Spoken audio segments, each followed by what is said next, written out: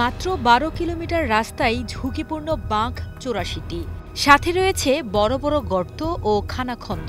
আর প্রস্থে মাত্র ১২ থেকে ১৪ ফুট হওয়ায় এ যেন সাক্ষাৎ মৃত্যুকূপ। ওভারটেক করতে গেলে গাড়ি পল্টি গায়ে পড়ে যায় বা দুর্ঘটনা হয়। তাছাড়া অনেক মোড়, এই মোড়ে আবার গাড়ি ওভারটেক করতে গেলে গাড়ি আবার অ্যাক্সিডেন্টের দুর্ঘটনা ঘটে। কুড়িগ্রামের রাজারহাট উপজেলা শহর থেকে উলিপুর চিলমারি সড়কের আনন্দবাজার পর্যন্ত মাত্র ১২ কিলোমিটার পাকা সড়কে রয়েছে ৮৪টি ঝুঁকিপূর্ণ বাঁক। বাঁকগুলো এতটাই তীক্ষ্ণ যে চালকদের গাড়ি নিয়ন্ত্রণে সমস্যা হয় এবং দুর্ঘটনার ঝুঁকি থাকে। রাজারহাট থেকে আনন্দবাজার যে রোড, এই রোডে শতাধিক বাঁক থাকার কারণে আমরা মোটরসাইকেল চলাচল করতে আমাদের অনেক দুর্ভোগে পড়তে হয়। যে কোনো সময় যে বাঁকের কারণে যে কোনো দুর্ঘটনা হতে পারে। পথ শিশুরা যখন রাস্তাতে পারাপার হয়, আমরা বুঝতে পারি না যে সামনে কোনো শিশু বা কোনো যানবাহন আছে এই বাঁকের কারণে।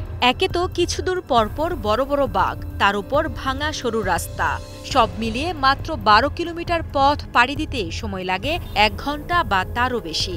অসুস্থ রোগী, গর্ভবতী নারী সহ সকল যাত্রীকেই ঝুঁকি নিয়ে যাতায়াত করতে হয় এই পথে। এই রোডে বাঁক অনেকগুলা, ইন্ডিকেটর নাই, বারবার ব্রেক, প্লাস হচ্ছে কোনো নির্দেশনামূলক এখানে ট্রাফিক সিস্টেম কোনো কিছু নেই এবং স্ট্রিট লাইটেরও নেই যে রোডগুলো আলোকিত থাকে। এখানে আমাদের যাতায়াত ব্যবস্থাটা অনেক ঝুঁকিপূর্ণ। রাত্রেবেলা অনেক সময় অনেক অ্যাক্সিডেন্ট, দুর্ঘটনা, লোকজনের ঝামেলাও হয়। এটা তো এলজিডির দায়িত্ব, এটা তো আমরা ভুক্তভোগী, কিন্তু দায়িত্ব রেসপন্সিবিলিটি সড়ক ও জনপথ বিভাগের। এখানে তো আমরা তাকে জানাইতে পারি, তারা কাজ না করলে এটা তো আমাদের ব্যর্থতা, তাদের ব্যর্থতা। স্থানীয় এখানকার লোক, যারা এখানকার জনপ্রতিনিধি আছে, তারা করে, কিন্তু কোনো ফলাফল আজ পর্যন্ত জনসাধারণতে আমরা পাইনি।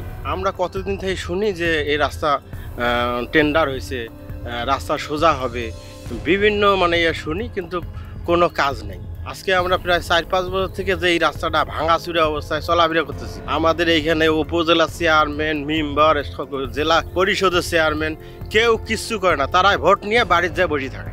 ১১,৭৭০ মিটার এই রাস্তায়, যে রাজারহাট থেকে আনন্দবাজার, এই ১১,৭৭০ মিটার রাস্তায় ৮৪টার মতো বাঁক আছে। আসলে বাঁকগুলো যখন রাস্তাটা হয় তখন থেকেই বাঁকগুলো তৈরি হয়। তো এখানে অনেকেই আসলে বসতবাড়ি করার কারণে এই বাঁকগুলো আসলে সহজে ঠিক করার একটা কষ্টসাধ্য হয়ে দাঁড়িয়েছে।